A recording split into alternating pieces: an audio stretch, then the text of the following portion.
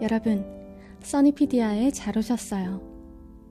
오늘 함께 읽어볼 책은 전 세계인들에게 오랫동안 사랑받고 있는 고전 명작이죠. 제인 오스틴의 오만과 편견입니다. 오만과 편견.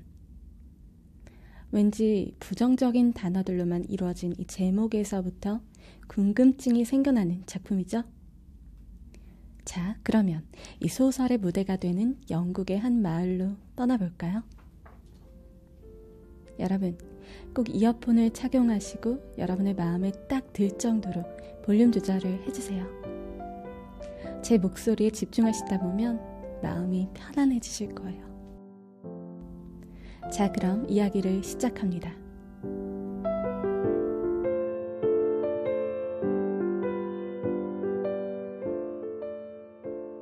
여러분은 사랑이 뭐라고 생각하시나요? 여러분이 꿈꾸는 사랑은 어떤 모습인가요? 그리고 사랑을 이루기 위해선 어떤 것들이 필요하다고 생각하시나요? 사랑. 듣기만 해도 가슴 설레는 단어 아닌가요? 우리는 수많은 러브스토리나 로맨스 영화를 감상하면서 자신만의 이상형과 이 사랑의 판타지를 마음속에 품곤 하죠. 이런 사람을 꼭 만났으면 좋겠다. 그리고 이런 사랑을 했으면 좋겠다. 라는 막연하고도 행복한 상상을 하면서요. 그런데 말이죠. 지금 시대를 살아가는 우리가 마치 공기처럼 당연하게 여기는 이 자유롭게 사랑하고 연애하고 결혼할 권리를 인류가 비로소 누리게 된 지는 의외로 얼마 되지 않았답니다. 세상 놀랍지 않나요? 모든 인간의 실질적인 자유와 평등을 존중하는 이 현대적 인권 개념이 지금처럼 보편화되기 전까지는 이 타고난 신분과 계급 그리고 재산의 차이와 구시대적 인습에 따라서 이 사회가 규정한 대로 연애와 결혼의 범위를 엄격히 제약받는 상황이 일반적이었죠. 그렇기 때문에 어쩌면 당연하게도 그 시절 순수한 사랑이 결혼으로 성공적으로 꼬린다는 건 아주 이례적인 케이스였을 것이고 수많은 젊은이들이 이 로미오와 줄리엣의 이야기처럼 이루어질 수 없는 사랑으로 좌절하거나 감히 사랑하는 이에 대한 연정조차 마음대로 품지 못하는 안타까운 상황들이 많았을 거예요. 사랑만으로는 결혼이 불가능하던 시절, 결혼이 일종의 계약관계로 여겨지던 구시대의 인류에게는 사랑이 뭘까? 내 이상형은 뭘까? 라는 질문 자체가 사치였겠죠. 특히 여성들의 사회 진출이 제한되고 오로지 결혼만이 이 재산과 지위를 획득하고 안정된 노후를 보장받을 수 있는 유일한 수단이었던 그 시절. 여기 사랑 없는 결혼은 하지 않겠다라고 당당히 외친 당찬 여인의 이야기가 있습니다. 1813년 처음 발간된 제인 오스틴의 장편 소설 오만과 편견. 여성이라는 이유로 부모의 재산을 상속받는 데서 제외되고 경제활동 기회를 제약받는 등 이 사회적 억압으로부터 결코 자유로울 수 없었던 18에서 19세기 영국 사회를 배경으로 하고 있는 작품이죠. 이 소설의 주인공 엘리자베스 베넷은 가난한 젠트리 계층 출신인 이 베넷 가문의 5딸 중에 둘째로 태어나서 그 당시 관습과 집안 어른들의 뜻에 따라 이른 나이부터 혼처를 물색하며 결혼 정년기를 보내고 있었죠. 베넷 가문은 아들이 없고 딸만 5인 집안이었기 때문에 그 당시 영국의 한정상속 제도에 따라 베넷 씨가 죽으면 그의 재산은 베넷 부인과 5딸들이 아닌 친척 남성에게 상속될 판이었어요. 때문에 베넷 부인은 이 베넷 씨가 죽은 뒤 전 재산을 모두 잃을 처지에 놓일까 전전긍긍하며 이 5딸들이 관연하기 전에 결혼시키는데 혈안이 돼 있었습니다. 주인공 엘리자베스는 그녀의 언니인 이 첫째 딸 제인보다 미모는 좀 떨어지지만 유달리 총명하고 당찬 성격을 지닌 아가씨죠. 베넷 부인은 결혼 정년기에 이른 첫째 딸 제인과 둘째 엘리자베스의 신랑감을 물색하기 위한 무도회를 개최합니다.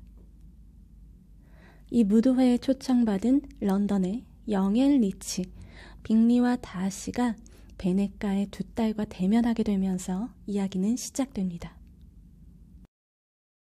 빅리는 얼굴도 미남이고 행동도 신사다웠다. 상냥한 생김새에 편안하고 가식이라고는 없는 사람이었다. 그의 누이들은 선량해 보였으며 품행이 단정했다. 그런데 빅리의 친구인 다하시라는 사람은 큰 키에 멋지고 잘생긴 데다 고상한 기품을 풍겨 사람들의 시선을 사로잡았다. 그리고 그의 연간 수입이 10,000파운드나 된다는 말이 금방 무도회장에 퍼졌다. 남자들은 그가 좋은 풍채를 지녔다고 수군거렸으며 여자들은 빅리보다도 잘생겼다고 속삭였다. 그날 밤의 무도회가 절반쯤 진행될 때까지 다하시는 흠모의 대상이었다. 그런데 그 후로는 그의 태도가 사람들에게 혐오감을 주게 됐고 그래서 그의 인기는 시들해졌다. 왜냐하면 그가 거만하고 사람들을 무시하며 상대하기가 까다롭다는 사실이 드러났기 때문이다. 그리고 더비셔에 있는 그의 영지도 그가 교만하고 까다로운 사람이라는 점을 덮어줄 수가 없었다. 그는 빅리와는 비교할 가치도 없는 사람으로 전락해버렸다.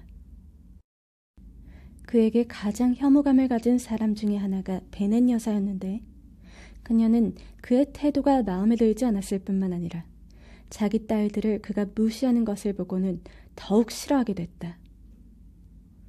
엘리자베스 베넷은 남자들의 수가 적었기 때문에 2번의 춤에서 빠져 의자에 앉아 있어야 했는데 그때 다하시가 옆에 있었기 때문에 그가 빅리와 하는 얘기를 엿들을 수 있었다.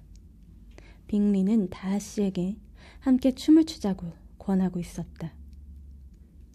이봐, 다하시, 춤 안 추고 뭐라고 있어. 꽈다는 보릿자루처럼 있지 말고 추자고. 춤추면 기분이 더 좋아질 거야. 난 안 출 거야. 내가 춤을 별로 좋아하지 않는다는 걸 알잖아?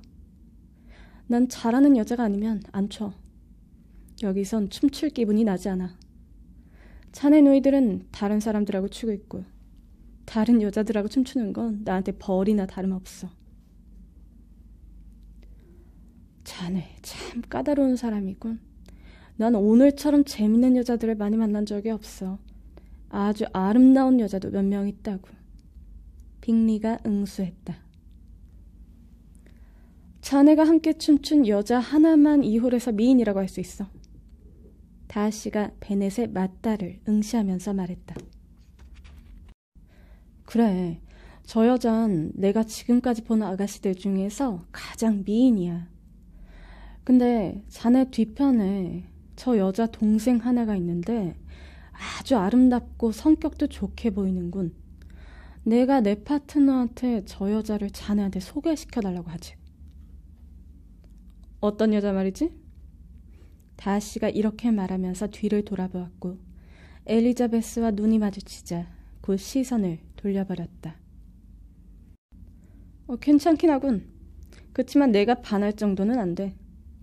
그리고 다른 남자들이 무시해버리는 여자하고 지금 춤출 기분이 아니야. 자넨 계속 춤추고 나한테 시간 낭비하지 말라고. 빅리는 그가 말하는 대로 다시 춤추기 위해 가버렸다.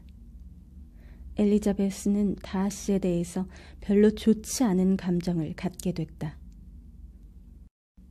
무도회에서 빅리는 장녀 제인을 보고 첫눈에 반해 사랑에 빠져요. 반면 다하시는 엘리자베스에 대해 함께 춤추고 싶을 만큼 예쁘지는 않다고 평가하며 이 말을 우연히 듣게 된 엘리자베스의 기분을 상하게 만들죠. 그녀는 다하시의 오만함과 나쁜 첫인상이 이 편견으로 굳어져서 그와는 절대로 결혼하지 않겠다고 굳게 마음먹어요. 한편 엘리자베스는 베넷가의 재산을 물려받을 친척 남자 콜린스에게 어느 날 프로포즈를 받게 되는데요.